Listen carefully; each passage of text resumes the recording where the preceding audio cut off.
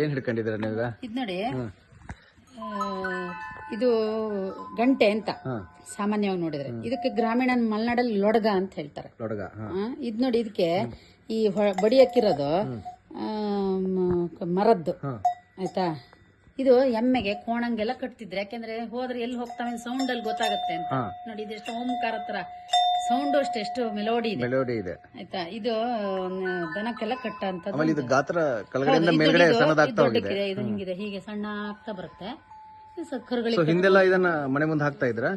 ಮನೆ ಮುಂದೆ ಹಾಕ್ತಿರ್ಲ, ದನಕ್ಕೆ ಕಟ್ತಿದ್ರು. ನೋಡಿ, ಇವರು ಇದನ್ನ ವಿಶೇಷವಾಗಿ ಇದನ್ನ ಪೋಣಿಸಿ ಮನೆಗೆ ಈಗ ಯಾರು ಬಂದ್ರೆ ಬೆಲ್ ಬದಲು ಇದನ್ನೇ ಮಾಡ್ಬೋದು ಅಂತ.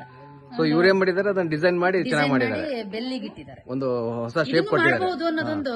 ಈಗ ಹಿಂದಿನ ವಸ್ತುಗಳನ್ನೆಲ್ಲ ಯಾರು ಹಾಳು ಮಾಡೋದ್ ಬೇಡ, ಈ ತರ ಏನಾರು ಒಂದು ಇದಕ್ಕೆ ಒಂದು ಯೂಸಿಗೂ ಬರುತ್ತೆ ಅಂತ. ಇವರು ಇದು ಕಾಲಿಂಗ್ ಬೆಲ್ ಆತರ ವಿನೂತನವಾಗಿದೆ.